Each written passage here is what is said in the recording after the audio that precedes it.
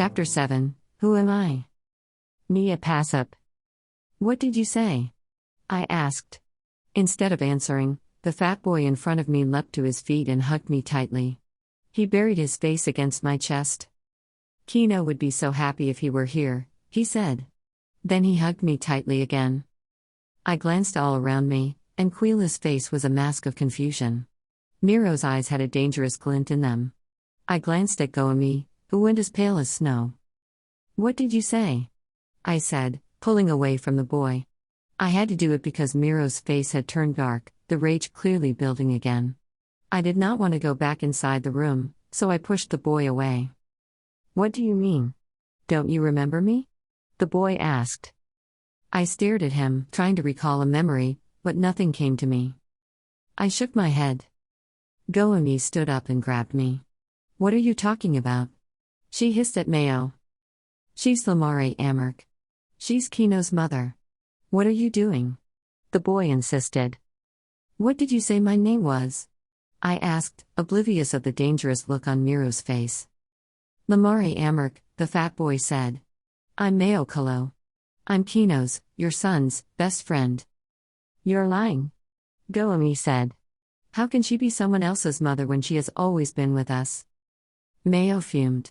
His mouth twisted, and his eyes bulged. You're the one who's lying. We've been looking for her all this time.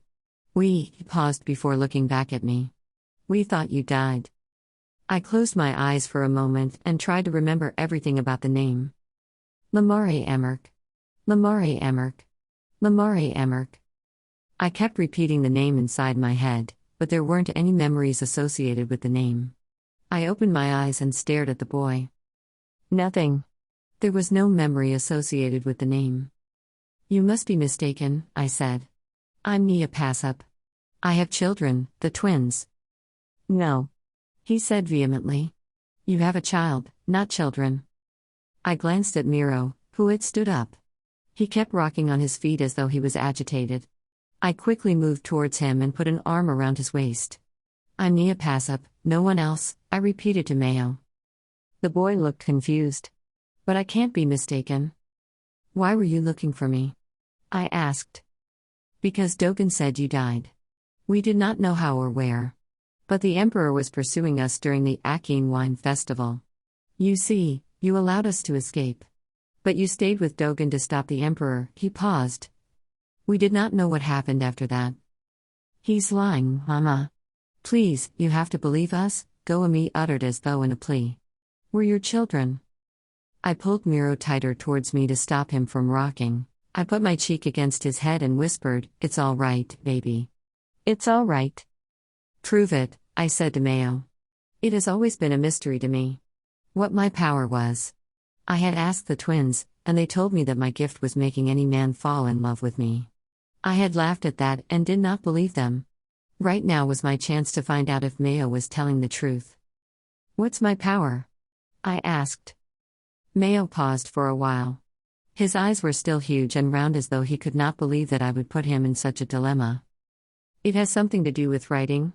I don't know exactly, but you wrote for the Emperor. Maybe you messed something up in the stories you wrote, which was why he chased after you, he said rapidly. Write something. Do it, he said in exasperation.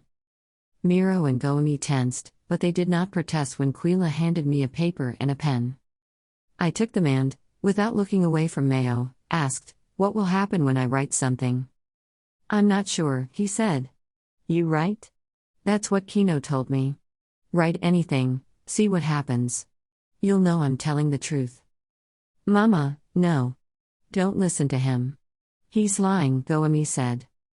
I was bewildered that Mayo seemed to really know me, but he could not be right.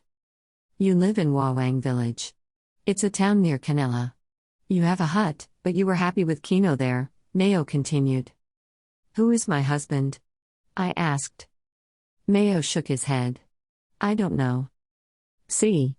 He's lying. Goemi said. All I know is that you go to the Canelan Palace every fortnight. You like swimming with Kino. I won't ever forget you, you know, he said. Why? Because you are the most beautiful woman I've ever seen, he said, flushing. Then he added, by far. I can't be mistaken. I slumped on the chair, shaking. Was this true? Was writing my power? But what specifically about writing was my power about? With trembling fingers, I held the pen upright and stared at the blank piece of paper in front of me. What happens if I write something? I asked. Mayo shook his head. I told you, I don't know. But you do write. If writing is my power, then it could either be that I can write extremely entertaining prose or touching poetry, or maybe I can make things happen when I write. I'm not sure. Maybe my writing will tell me who I am? Perhaps it can make me remember who I had been. I put the pen over the paper and was surprised to find that I produced the most graceful of scripts.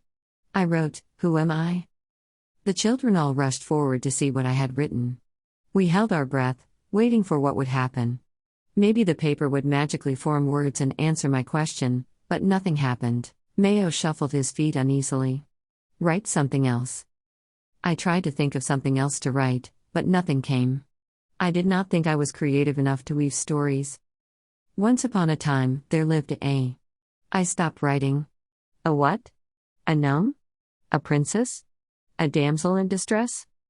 I shook my head. I don't think writing is my power. No. You have to believe me. It is. Mayo pushed. Nothing's happening, I said. But there's got to be something. Write a command. Write something more specific. I did what Mayo told me. I wrote, "Miro will smile at me."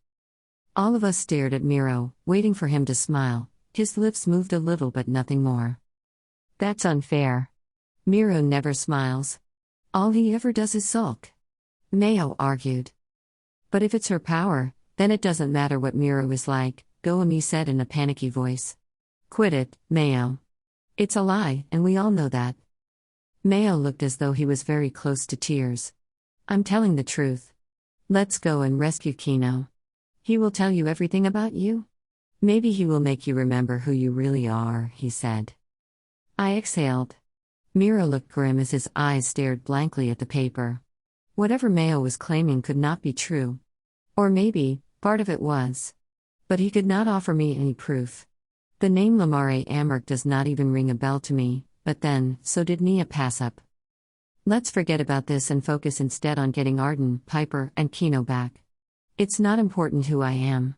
I have my family here, I said and clasped Goemi's and Miro's hands. Mayo shook his head sadly as though he still believed what he said. I guess that's all we can do for now. But I promise you, once you talk to Kino, you will remember everything. Stop it! Goemi shouted. She was red all over. I told you to stop telling lies. Goemi. I said. It's all right. I don't believe him. Goemi stared at me, her eyes wide with hurt and watery from unshed tears. Wouldn't you be upset, Mama, if anybody else claimed your mother as his own? And your mother, even for just a while, doubted the truth in what you have said? I stood up and pulled Goemi and Miro closer to me. I hugged the twins tightly and pressed my face against their heads. I'm sorry. I didn't mean to, I said. I believe you. Over their heads, Mayo was still staring at me, like he was hurt because I did not believe him. And now, I was confused about who I really was. I was uncertain of so many things, but there was one thing I was sure of: even if I doubted my twins, I would have to keep it to myself, otherwise, Mayo could be in danger from Miro. I shivered at the thought. It seemed like the little exchange of words I had had with Mayo had left me with more uncertainties.